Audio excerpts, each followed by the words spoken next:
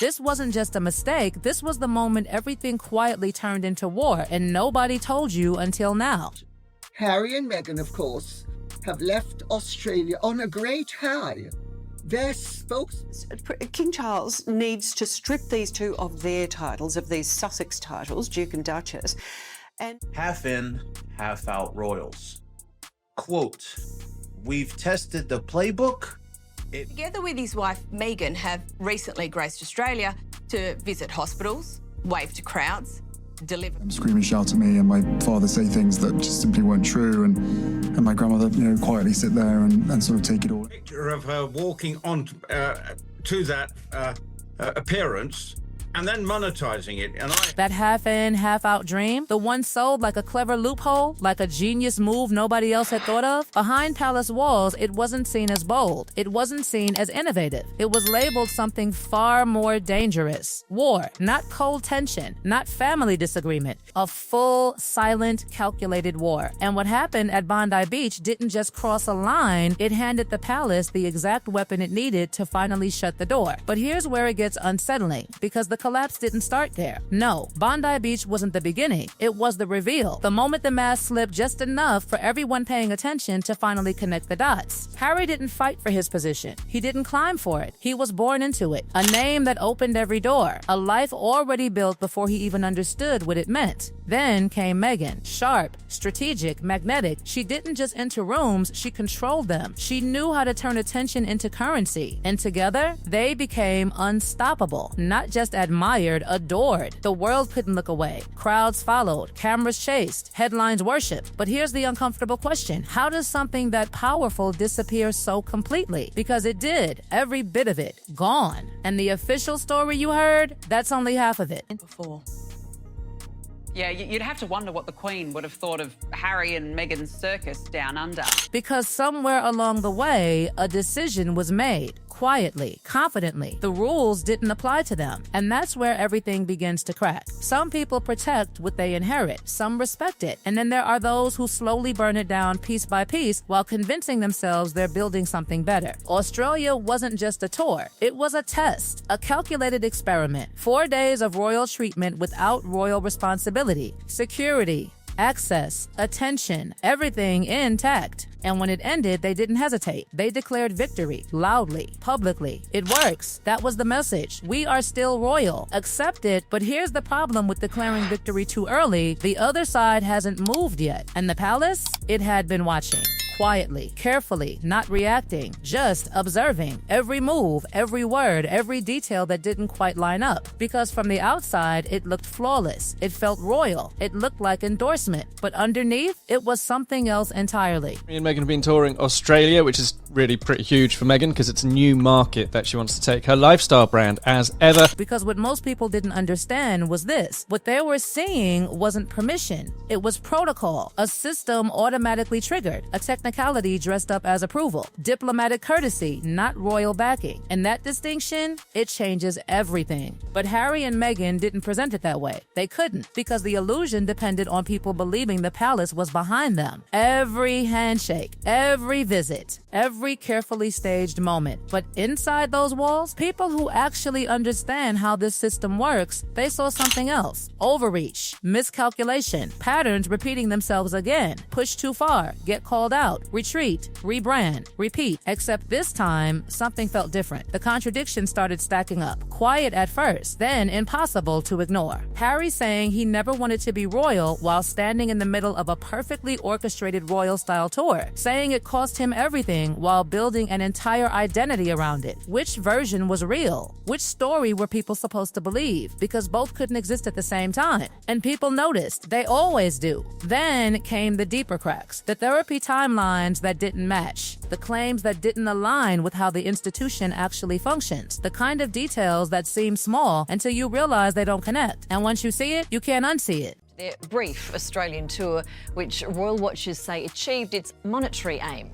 Harry and Meghan balanced. And suddenly, it wasn't just about popularity anymore. It wasn't about crowds or headlines. It was about credibility. Because when stories collide, trust erodes. Slowly, quietly, then all at once. But even all of those contradictions, they still weren't the real turning point. No, the real moment, the one that changed everything, was still coming. And it happened in a place that demanded one thing above all else: respect. Bondi Beach, a place marked by tragedy, real loss, real grief, the kind of place where every step, every word, every gesture carries weight. And for a moment, it looked right. They showed up. They said the right things. They looked the part. Everything seemed controlled until it wasn't. Because what happened next didn't just raise questions, it detonated them. And once that line was crossed, there was no walking it back. And that was the moment everything snapped into focus. Not slowly, not subtly, instantly. Because inside those palace walls, the reaction wasn't confusion, it was clarity. Cold, sharp, undeniable clarity. Selling an outfit worn at a site of tragedy while standing there speaking about compassion and healing wasn't seen as a misstep. It wasn't brushed off as poor judgment. It was something far more final. A line crossed so completely that there was no debate left, no benefit of the doubt to give. The people who had been watching quietly for years, taking notes, giving chances, holding back, they were done. Completely done. And the word that started circulating behind those closed doors wasn't subtle. It wasn't diplomatic. It wasn't softened for anyone's comfort. It was war, not tension, not disappointment. War. That one word tells you everything about the shift that happened in that moment. Because war means strategy. It means patience. It means action that doesn't always show itself immediately but is already in motion. And that's exactly what began. No loud announcement. No dramatic press release. Just something far more dangerous. Movement without visibility. The kind you don't notice until it's already changed everything around you. And the most unsettling part? Harry and Meghan didn't even seem to realize it had started. William had already seen enough. For a long time, he had been painted as rigid, overly cautious, even unfair. But Australia flipped that narrative in an instant. Everything he had quietly believed, everything he had been criticized for thinking, it all suddenly looked justified, not exaggerated, not paranoid, just right. And that kind of realization doesn't soften a position. It hardens it permanently. Because when someone feels proven right on something this big, there's no going back to doubt. There's no reopening the door. The decision becomes fixed. And William's decision?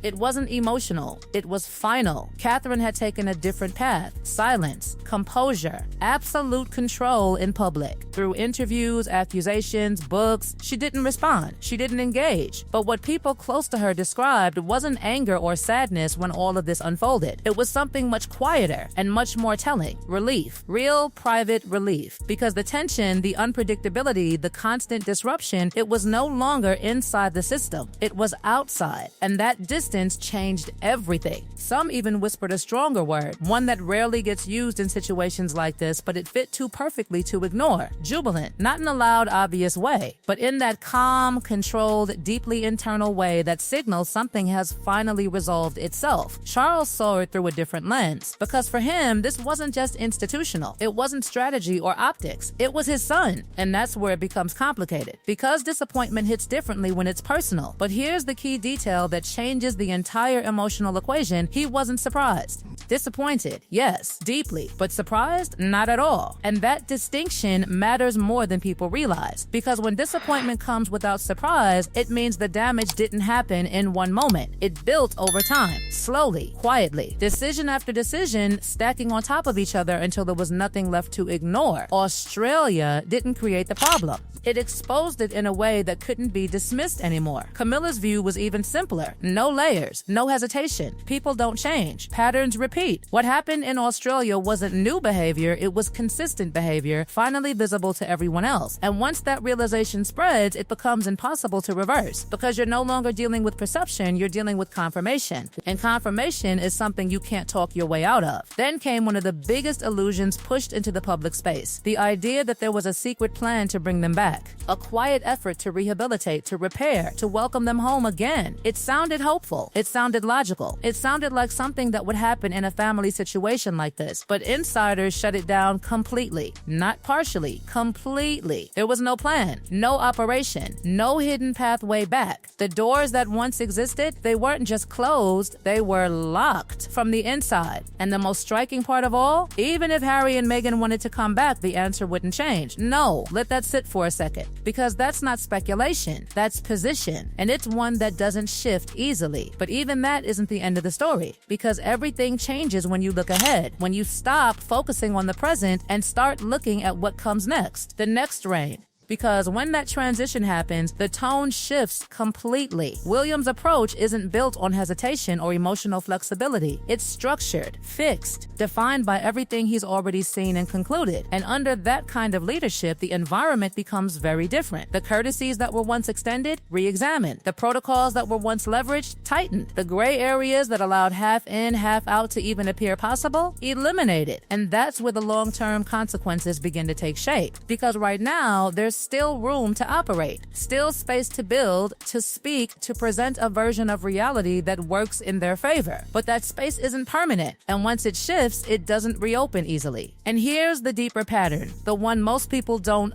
immediately recognize. This isn't just about one tour, one mistake, one controversial moment. It's about accumulation.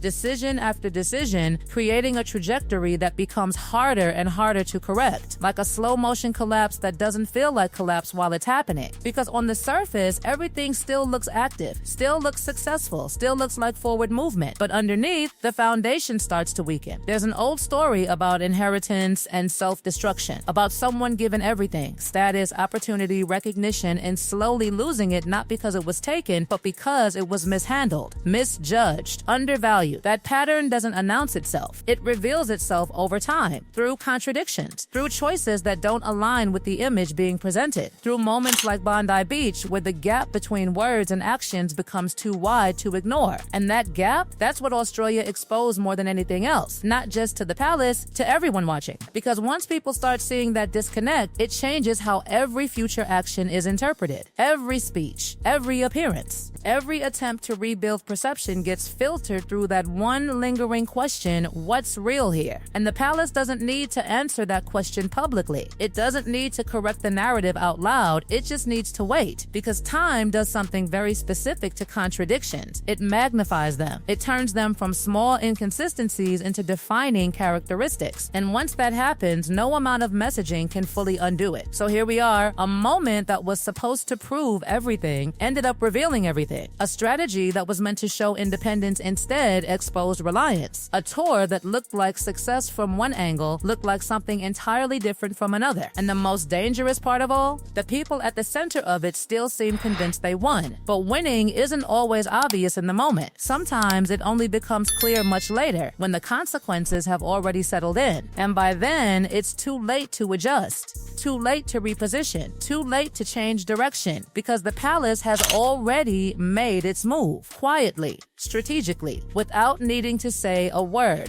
And the story, it's not over, not even close.